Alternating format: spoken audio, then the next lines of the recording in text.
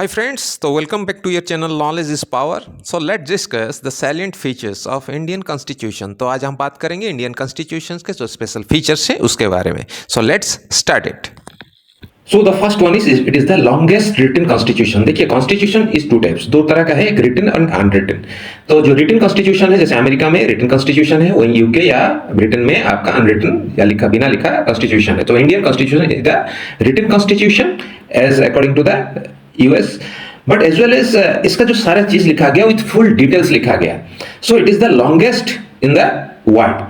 और इसका जो फीचर्स है, जो अगर स्पेशलिटी हम बात करें इस कॉन्स्टिट्यूशन की, इसमें सारा चीज डिटेलिंग में लिखा गया है. जो स्टेट का कैसे काम करेगा, जो सेंटर कैसे काम करेगा, और दोनों के बीच का रिलेशन, सारे जो सिटीजन्स हैं उनके राइट्स, उनके ड्यूटीज और डायरेक्टिव प्रिंसिपल ऑफ स्टेट, सारा चीज everything is in detail. So this detailing की वजह से दिस इज द मतलब सबसे लॉन्गेस्ट रिटन कॉन्स्टिट्यूशन है.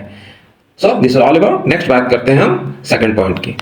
So the next point is it is drawn from various sources. ये बहुत सारा कंट्रीज के जो कॉन्स्टिट्यूशन को रीड करने के बाद इस कॉन्स्टिट्यूशन को लिखा गया है. और इस कॉन्स्टिट्यूशन में बहुत सारे कंट्रीज के जो अच्छाइयाँ हैं, जो उसके प्लस पॉइंट्स हैं, जो उसका स्ट्रेंथ है, उनको इंक्लूड किया गया है. सो इसके बारे में बी आर अम्बेडकर बोलते हैं दैट वी हैव रेड. और सारा जो कॉन्स्टिट्यूशन, बहुत सारे कंट्री के कॉन्स्टिट्यूशन को रीड करने के बाद इसको हमने इंडियन कॉन्स्टिट्यूशन को बनाया है. और दूसरा बड़ा चीज़ है, इसका जो 250 जो चीज़ें ऐड किया गया है, उसमें हमारा जो इंडिया एक्ट था 1935 उससे लिया गया है around 250 provisions. The next point is it is a blend of rigidity and flexibility. जैसे ज़्यादातर कॉन्स्टिट्यूशन, जब से यूएस का कॉन्स्टिट्यूशन, इसको चेंज करना बहुत ही डिफिकल्ट है. जो रिजिडिटी या फ्लेक्सिबिलिटी इसी बात पे निर्भर करता है कि आप कॉन्स्टिट्यूशन को चेंज करने में आपके पास कितने फ्लेक्सिबिलिटी है. तो अगर किसी को चेंज करने, किसी कॉन्स्टिट्यूशन को चेंज करने में काफ़ी बड़ा मेजोरिटी चाहिए, अब बहुत सारे लोगों की ओपिनियन या हाँ चाहिए, तो फिर वो काफ़ी रिजिड है.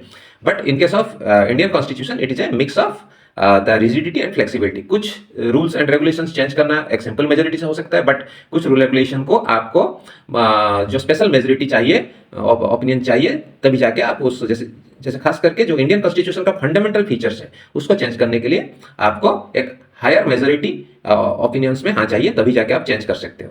So this is a mix of, that's why Indian constitution को बोला जाता है it's a mix of flexibility and rigidity. So the next point is federal system with unitary बायस. इसका मतलब क्या है, जैसे फेडरल स्टेट होता है, यानी कि टू स्टेज गवर्नमेंट होता है, एक सेंटर का गवर्नमेंट होता है, एक आपका स्टेट का गवर्नमेंट होता है. इंडियन कॉन्स्टिट्यूशन में भी सेम तरह का है. जो सेंट्रल गवर्नमेंट है एंड स्टेट गवर्नमेंट है, दोनों के लिए अलग से रूल एंड रेगुलेशन है, डिवीजन ऑफ पावर है, रिटन कॉन्स्टिट्यूशन है, सुप्रीमेसी ऑफ कॉन्स्टिट्यूशन है, रिजिडिटी ऑफ कॉन्स्टिट्यूशन है, इंडिपेंडेंट जुडिशियरी है. ये सब चीजें हैं जो फीचर्स है आपका फेडरल सिस्टम के. बट यूनिटरी बायस क्या है, यानी कि एक गवर्नमेंट देश एक ही रूल में चलेगा, तो उसको सपोर्ट करने वाला क्या क्या चीजें हैं. जैसे इसमें आपका जुडिशियरी एक ही सिस्टम में चलता है, चाहे सेंटर का हो या स्टेट का हो, एक ही डिपार्टमेंट आप बोल सकते हैं. दूसरा चीज है, यहाँ पे हर स्टेट में आपकी जो गवर्नर डिप्लॉयड होते हैं, और एक सेंट्रलाइज्ड आपका फोर्सेस है, चाहे आप यूपीएससी का ले लो, चाहे टैक्सेशन का ले लो, बहुत सारा है जो सेंट्रलाइज्ड फोर्सेस है जो काम करते हैं थ्रू आउट द स्टेट्स. और दूसरा चीज है, यहाँ पर जो कॉन्स्टिट्यूशन है वो ज़्यादा पावरफुल है, और जो सेंट्रल गवर्नमेंट है वो ज़्यादा पावरफुल है. यानी कि कोई भी चीज़ को अगर गलत हो रहा है तो सेंट्रल गवर्नमेंट अपना टास्क में ले सकता है और वहाँ का रूल को अपने हाथ में ले सकता है. और दूसरा चीज़ है, ये फेडरल जो वर्ड है ये आपका कॉन्स्टिट्यूशन में कहीं यूज में नहीं आया है, सिर्फ उसके फीचर्स में है. So that's why it's a federal system with unitary बायस, यानी कि सेंट्रल सिस्टम और फेडरल सिस्टम दोनों को मिक्स करके बनाया गया है. So this is a very special feature of Indian constitution. So the fifth feature is it is Indian constitution is a parliamentary form of government. ये जो लिया गया है, इस पार्लियामेंट्री सिस्टम लिया गया है, ये आपका यूके से लिया गया है, नाइदर अमेरिका से, जहां पे आपकी प्रेसिडेंशियल सिस्टम ऑफ गवर्नमेंट है. तो पार्लियामेंट्री सिस्टम का फायदा क्या है, it is a principle of based on the principle of cooperation and coordination between the legislative and executive organs. तो इन कोऑर्डिनेशन से चलता है, जबकि जो प्रेसिडेंशियल सिस्टम चलता है it is separation of power. दोनों का अलग अलग पावर है, दोनों अपने हिसाब से अपने पावर्स को यूज में लेते हैं. So this is one of the special feature of Indian constitution. So the next main feature is rule of law. According to the Indian Constitution, peoples are ruled by the law, not by any man. कोई इंसान इस देश को नहीं चलाता, इस देश को रूल चलाता है. सो कोई इंसान को अपने अहमियत की वजह से कोई स्पेशल ट्रीटमेंट नहीं मिलता.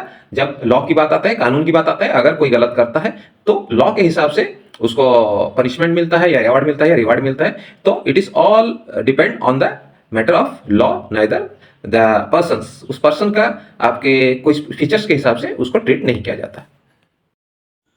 So the next feature is integrated and independent judiciary. So India has a single integrated judicial system. यानी कि जो जुडिशियल सिस्टम है आपस में इंटरलिंक्ड है और ये सेपरेटेड फ्रॉम एनी इन्फ्लुएंस है, किसी भी इन्फ्लुएंस के अंडर में ये काम नहीं करता, ये एक इंडिपेंडेंट बॉडी है। और जो आप देखते हैं सुप्रीम कोर्ट, हाई कोर्ट और लोअर कोर्ट, ये सारा एक ही चेन या एक ही कड़ी का हिस्सा है। कोई भी आदमी को अगर न्याय नहीं मिलता लोअर कोर्ट में, वो हायर कोर्ट यानी कि हाई कोर्ट जा सकता है, हायर कोर्ट में नहीं मिलता, हाई कोर्ट में नहीं मिलता तो सुप्रीम कोर्ट में जा सकता है, और सुप्रीम कोर्ट में अगर सिंगल बेंच में नहीं मिलता, डबल बेंच, ट्रिपल बेंच के लिए भी अपील कर सकता है। तो इसी से आप इसको बोल सकते हैं India is a single integrated judicial system, so and supreme court is the apex court of the system. So the next important feature is the fundamental rights. तो part 3 of the Indian Constitution guarantees 6 fundamental rights to all citizens. पहले 7 था, that is the fundamental right about the property, but उसको हटा दिया गया समय के साथ। अभी 6 fundamental rights है, जिसमें आपका मेनली फ्रीडम है, आपका लिबर्टी है, और आपका इक्वलिटी है, और जैसे आपका बाकी आपका धर्म को लेते हुए या रिलीजियस इंडिपेंडेंसी है या ये है। तो इस तरह से जो भी है ये आपका 6 फंडामेंटल राइट्स है जो आपका इंक्लूड है हमारा कॉन्स्टिट्यूशन में, जो गारंटी करता है all citizens are to enjoy this rights. It is not the will and wish of the any majority और माइनॉरिटी के हिसाब से आपको ये एंजॉय नहीं करना है। All are having the equal rights on their fundamental rights. So the next feature is directive principles of state policy. So according to the B.R. Ambedkar, the directive principle of state policy is a novel feature of Indian Constitution. So it is included in the part 4 of the Constitution. The directive principle were included in our Constitution in order to provide social and economic justice to the people. तो ये हमारे देश के जो government को एक direction है कि वो एक वेलफेयर स्टेट बनाए जहां पे सारे लोगों को इक्वली केयर किया जाए। ऐसा ना हो कि कुछ ही लोगों को ध्यान रखते हुए, कुछ लोगों को फायदे को ध्यान में रखते हुए कोई रूल रेगुलेशन बने। तो ऐसा रूल रेगुलेशन नहीं बनना है देश में जिसकी वजह से लोगों की जो इकोनॉमिक कंडीशन है और वेलफेयर है वो नजरअंदाज हो। हालांकि इस जो फीचर्स को हम कोर्ट में चैलेंज नहीं कर सकते, बट ये जो हमारा चीजें हैं, जो डायरेक्टिव प्रिंसिपल्स है, इसके वजह से हमारा स्टेट एक वेलफेयर स्टेट के रूप में कंसिडर होता है, जहां पे सारा रूल रेगुलेशन लोगों के बेनिफिट्स एज ए मास का बेनिफिट्स को नजर में रखते हुए बनाया जाता है। तो नेक्स्ट जो स्पेशल फीचर है that is the fundamental duties. The original constitution did not provide the fundamental duties to the citizen. ये बाद में ऐड किया गया है 42nd अमेंडमेंट्स 1976 में। ये रिकमेंडेशन हुआ था स्वर्ण सिंह कमेटी की तरफ से, और ये फंडामेंटल ड्यूटीज बाद में हमारे कॉन्स्टिट्यूशन में ऐड किया गया है। तो इसका जो ये एक स्पेशल फीचर है जो मेनली यूएसएसआर से लिया गया है, और इसके वजह से हमारे जो कंट्री के अंदर लोगों को एक ड्यूटीज के तौर पे लोगों को याद दिलाया गया है। देश की सिक्योरिटी या पीस एंड फ्रेटर्निटी, ये सबका ध्यान रखना सारा इंडिविजुअल्स का ड्यूटीज है, और सब लोगों को इसके बारे में ध्यान रखना है, और देश के जो सिंबल्स हैं, चाहे फ्लैग हो चाहे हमारा ये, उसको सम्मान देना है, और this is the one of the main feature of Indian constitution. So the next feature is Indian secularism.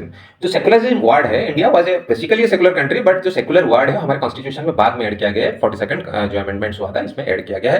तो the constitution of India stands for a secular state, hence it does not uphold any particular religion as the official religion of the Indian state. तो कोई भी religion को ये जो official religion promote नहीं करता है इंडिया, और सारे रिलीजन को इक्वल इंपॉर्टेंस या इक्वल फ्रीडम दिया गया है। सारे रिलीजन अपना इक्वली अपने जो रिलीजियस प्रैक्टिसेस कर सकते हैं। So this is one of the special feature of the Indian constitution. So the next feature is universal adult franchise. Indian democracy functions on the basis of one person one vote. क्योंकि democracy है तो लोग यहाँ के government को चुनते हैं, तो यहाँ हर पर्सन की वैल्यू वन है, चाहे प्रेसिडेंट इलेक्शन डाले या कोई नॉर्मल फार्मर, सब लोगों का वोट का जो वेटेज है वो वन पर्सन वन वोट के हिसाब से। और यहाँ पे 18 साल के हर वो बच्चा, चाहे किसी भी रिलीजन का हो, किसी भी कास्ट का हो, किसी भी रेस का हो, किसी भी स्टेटस का हो, वो वोट डाल सकता है। So Indian constitution from the very beginning, शुरू से ही यूनिवर्सल एडल्ट फ्रेंचाइजी को अडॉप्ट किया है, and this is a very good features of Indian constitution.